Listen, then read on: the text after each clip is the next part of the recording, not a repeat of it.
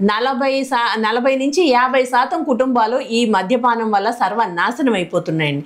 ఈ కుటుంబాలు సర్వనాశనం అవ్వడమే కాకుండా వాళ్ళ ఆరోగ్యాలు ఎంత దెబ్బతింటున్నాయండి. లివర్ సమస్యలు, కిడ్నీ సమస్యలు, కళ్ళ మందగించడం, ఐసైట్ రావడం, ఇవన్నీ ఒక ఎత్తు అయితే నపుంసకత్వం కేవలం తాగడం వల్ల వాళ్ళకి అసలు ఏమీ అర్థం కాని స్టేట్లోకి వెళ్ళిపోతున్నారు. ఈరోజు మనం చూస్తున్నాం చిన్న పిల్లల్ని మానభంగాలు చేసి చంపేస్తున్నారు. అంటే ఈ చీప్ లిక్కర్ కానీ ఇది కానీ తాగడం వల్ల at the age of 10 years 12 years ఎవరికి అమ్ముతున్నారో కూడా అర్థం కావడం లేదు. తాగడం వల్ల ఏమవుతుంది, వాళ్ళకి ఏమి తెలియని ఒక ఇది మత్తులోని తూలిపోయి ఆ తల్లా చెల్లా పెళ్ళామా ఏమీ అర్థం కాకుండా ఈ అఘాయిత్యాలు జరుగుతున్నాయి. ఇట్లాంటివన్నీ కంట్రోల్ చేయాల్సిన బాధ్యత ప్రభుత్వానికి ఉందా లేదా? కానీ విజయవాడ శివార్లోని ఇబ్రహీంపట్నం చూస్తే పెద్ద ఒక గోడౌన్లో, పేరుకి మాత్రం పెట్ సైడ్ గోడౌన్ లాగా ఉంది, కానీ లోపలికి వెళ్ళి చూస్తే అంతా ఏదైతే ఉందో ఒక స్పిరిట్ బాటిల్స్ అయితే ఉంది, డంప్ చేసినటువంటి బాటిల్స్ ఉన్నాయి. ఆల్రెడీ అప్పటికే అక్కడ దాదాపు మార్కెట్లో ఉన్నటువంటి ఒక 6 బ్రాండ్లు ఉన్నాయండి. అంటే ఎంసీ మెక్డోల్ ఒకటి ఉంది, క్లాసిక్ ఒకటి ఉంది, తర్వాత కేరళ మాల్ట్ ఒకటి ఉంది, మంజీరా మాల్ట్ ఉంది. సేమ్ మళ్ళీ అక్కడ ప్యాకింగ్ చేయడానికి మిషనరీ కూడా ఉన్నాయి. సేమ్ గవర్నమెంట్ హలోగ్రామ్ స్టిక్కర్ ఎలా ఉంటుందో, ఎంఆర్పీ ఎలా ఉంటుందో సేమ్ టు సేమ్ అలాగే ఉంది.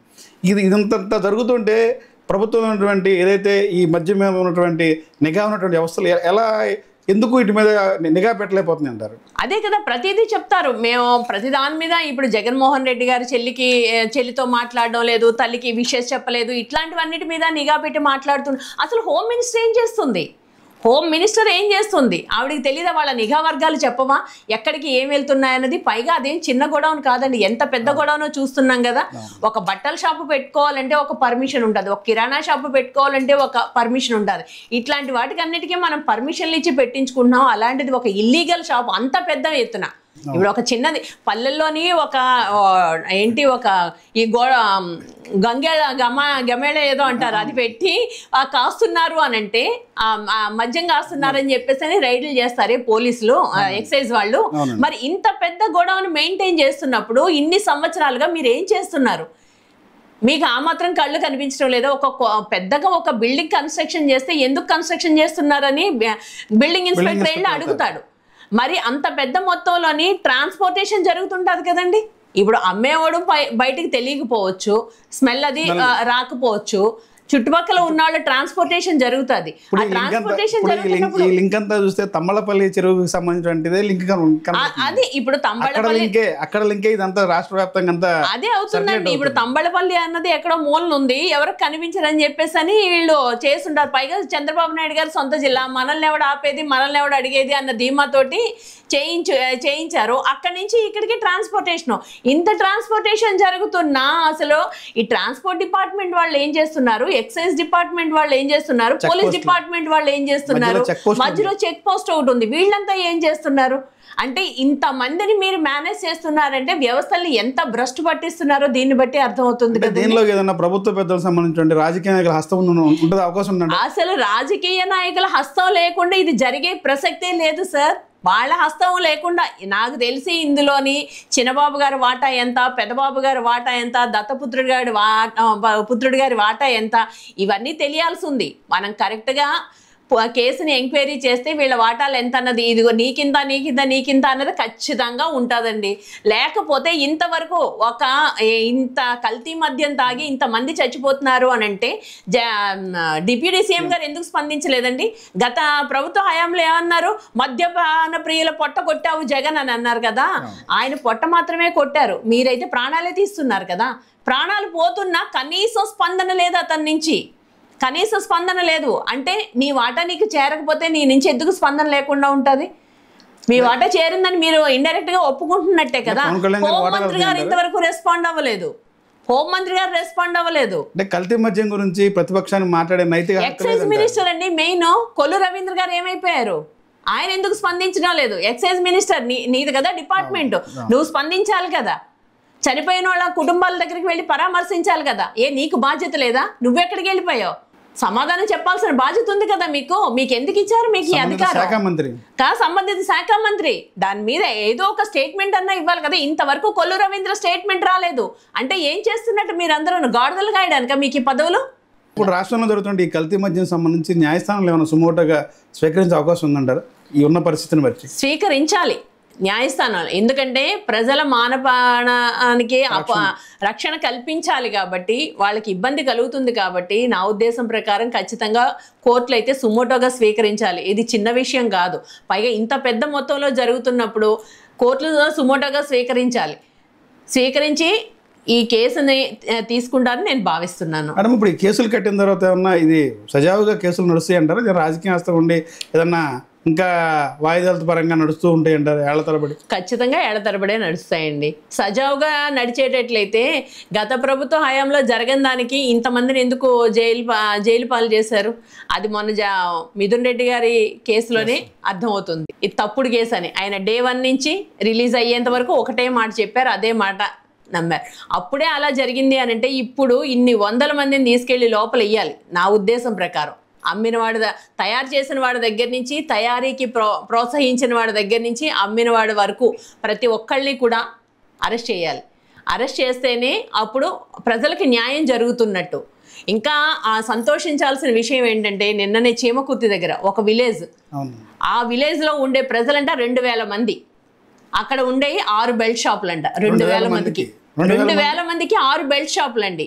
అది చూసి ఆడవాళ్ళకి ఆక్రోషం తట్టుకోలేక అందరినీ చెదగొట్టి పంపించేసి వాళ్ళందరూను వాళ్ళ విలేజ్లోని ఒక విలేజ్ మీటింగ్ ఏర్పాటు చేసుకుని మా విలేజ్లోని మందు తాగకూడదు, అమ్మకూడదు అని వాళ్ళంతటి వాళ్ళ నిషేధం విధించుకున్నారండి. ప్రజల్లో అట్లాంటి అవేర్నెస్ వస్తే తప్ప ఇట్లాంటి దొంగ వెధవల పని పట్టలేం మనం. మేడం, ఇప్పుడు ఎవరైతే ఇట్లాంటి కల్తీ మద్యం తయారీకి పాల్పడుతున్నారో వాళ్ళ మీద ఎలాంటి కేసులు నమోదు చేయొచ్చు? అంటే ఎవరైతే దాని బ్యాక్ బోన్ నుండి చేస్తారు, కొంతమంది ఆ షాప్ దగ్గరలో ఉంటారు, బ్యాక్ బోన్ పర్సన్ వేరే ఉంటారు, చేసేవాళ్ళు ఒకరు ఉంటారు. వీళ్ళ మీద ఎలాంటి కేసులు నమోదు చేయొచ్చు? ఎలాంటి సెక్షన్లు నమోదు చేయొచ్చు? క్రిమినల్ కేసులు ఏమైనా పెట్టే అవకాశం ఉంటుందంటారా? క్రిమినల్ కేసులు అంటే ఇప్పుడు చనిపోయారు కదండి, ఆ చనిపోయిన వ్యక్తి ఎక్కడైతే తాగాడో ఆ షాపుల మీద క్రిమినల్ కేసులు పెడతారు. కానీ ఇది పలానా చోట నుంచి తీసుకొచ్చింది తాగారు అన్నది వాళ్ళకి క్లారిటీ ఉండాలి కదా. అది ఇప్పటి వరకు ఆనవాళ్ళు ఉంచుతారంటారా? అంటే కొంతమంది ఇబ్రహీంపట్నంలో షాపులో అక్కడ పలానా ఏఆర్ వైన్స్ ఏదైతే సీజ్ చేశారో ఆ షాప్ దగ్గర ఉన్నటువంటి ప్లేస్ ఏదైతే తాగడానికి పెట్టారో అక్కడ తాగి అక్కడ పడిపోయిన మనిషి ఉన్నాడు. నిన్న వాళ్ళ భార్య కూడా బయటకు వచ్చింది. అవును. అలాంటి వారు ఎలాంటి చర్య తీసుకుంటారు? అంటే ఈ పలానా బాటిల్ ఎక్కడి నుంచి వచ్చిందనేది దాని మీద ఎంక్వైరీ చేసి ఎక్కడి నుంచి తయారైంది అనేది వాటి మీద ఏమన్నా చేతులు ఉంటాయి అంటారా? మామూలుగా ఒక లిక్కర్ తయారవ్వాలంటే అది శాంపుల్ తర్వాత క్వాలిటీకి వెళ్ళాలి, కంట్రోల్ చేసేది అంతా చెక్ చేసిన తర్వాత నాణ్యత ఉంది అన్న తర్వాత బయటకు వస్తుంది. జనరల్గా మనం కల్తీ మద్యం అనుకుంటున్నాం అండి, ఇంకా క్వాలిటీ చెక్ ఎక్కడ జరుగుతుంది? క్వాలిటీ చెక్ చేసే అవకాశమే లేదు కదా. మేము తయారు చేస్తున్నాం, అమ్ముతున్నాం, మీరు తాగండి, మీకు కావాల్సింది మందు, అది మేము అమ్ముతున్నాం. అది కల్తీది అయితే మీకెందుకు, ఒరిజినల్ అయితే మీకెందుకు? మీకు తక్కువకు రావాలి, మందు రావాలి అని చెప్పేసి అని అడిగారు, నేను ఇస్తానని చెప్పాను, ఇస్తున్నాను, అంతే. అంటే మీ చావు మీరు చావండి, మాకు కావాల్సింది డబ్బు, మీకు కావాల్సింది మందు, మీ చావు మీరు చావండి, మీ ప్రాణాలతో మాకేంటి? పైగా ఇంతమంది తాగుతున్నారు, ఇన్ని రకాలుగా ఇబ్బందులు పడుతున్నారు, కనీసం ప్రభుత్వ బాధ్యత తీసుకుంటుందండి? ఈ తాగి ఎన్నో రకాల జబ్బులు పాలవుతారు కదా. ఆరోగ్యశ్రీ కూడా క్యాన్సిల్ చేశారు. ఇప్పుడు పేదవాడు ఈ మద్యం తాగి ఎన్నో రకాల జబ్బులకి ఇబ్బంది పడి హాస్పిటల్కి వెళ్ళాలంటే ఆరోగ్యశ్రీ కూడా లేదు. వాడు ఎలా బతకాలండి పేదవాడు అన్నవాడు? కనీసం ఆలోచిస్తున్నారా? ప్రజల ప్రాణాలకే రక్షణ లేకుండా చేస్తున్నది ఈ ప్రభుత్వం. ఇలాంటి ప్రభుత్వాలకి ఇంకా మనం ఏం చెప్తాం చెప్పండి? ఇలాంటి ప్రభుత్వాల్లోని జెన్యూన్గా జరుగుద్ది, ఎంక్వైరీలు, కేసులు అవి జెన్యూన్గా నడుస్తాయని మనం ఎలా అనుకుంటాం? కరోనా కన్నా చాలా దారుణమైనటువంటి సిచ్యువేషన్. అవును, కల్తీ మద్యం అనేది. ఇప్పుడు కరోనా అంటే భయపడి ఆగారు, కానీ ఈ కల్తీ మద్యం అన్నదానికి అమ్మిన వాడికే మానవత్వం లేదు, తయారు చేస్తున్న వాడికి మానవత్వం లేదు. ఇంతమంది ప్రాణాలు పోతాయని నీకు తెలీదా? నీకు అసలు పర్మిషన్ లేకుండా తయారు చేయడమే తప్పు. దాన్ని నేరం అండి, అది క్షమించరాని నేరం, శిక్షార్హం అది. అలాంటిది కనీసం నీకు మనస్సాక్షి కూడా లేకుండాను దానికి మళ్ళా రివర్స్లోని గత ప్రభుత్వం వాళ్ళ మీద నెట్టడం అది ఎంతవరకు కరెక్టు? లోకేష్ గారి అజ్ఞానం ఇక్కడే మనకు అర్థమవుతుంది. ఇప్పుడు జగన్ గారి హయాం నుంచే ఉన్నాయి అన్నారు, మరి మీ గవర్నమెంట్ వచ్చి 15 నెలలు అయింది, అట్లాంటివన్నిటిని మీరు బ్యాన్ చేయాలి కదా, మీకు బాధ్యత లేదా? నిజాయితీగా మేము దాడులు చేస్తున్నాం, ఎవరైతే ఉన్న వారి మీద చర్యలు తీసుకుంటున్నాం, కేసులు పెడుతున్నాం చెప్తున్నారు. మా పార్టీలో ఉన్న సస్పెండ్ చేస్తాం చెప్తున్నారు లోకేష్ గారు.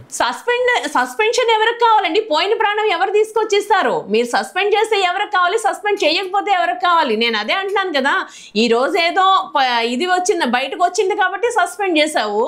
అదేదో నువ్వు ముందే చేసి ఉండొచ్చు కదా. నీ పార్టీలో ఉన్నవాడు ఏ బిజినెస్ చేస్తున్నాడో నీకు తెలీదా? నీకు 50 కోట్లు పార్టీ ఫండ్ ఇచ్చాడంటే అతనికి ఎక్కడి నుంచి వచ్చింది డబ్బు అన్నది నీకు తెలీదా? ఆర్థిక పరిస్థితి తెలుసు కదా, అతని ఫైనాన్షియల్ స్టేటస్ తెలుసు కదా, తెలిసే కదా నువ్వు ఇస్తావు. అతని ఫైనాన్షియల్ స్టేటస్, ఆయనకి రీసోర్సెస్ ఏంటన్నది నీకు తెలియకుండా నువ్వు ఎలా ఇస్తున్నావు?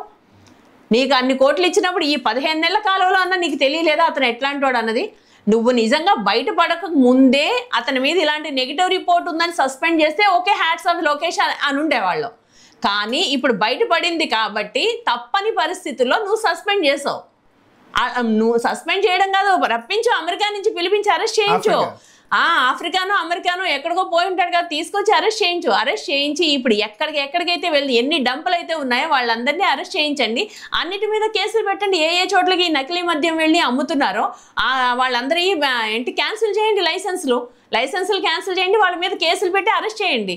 అప్పుడు ప్రజలు నమ్ముతారు.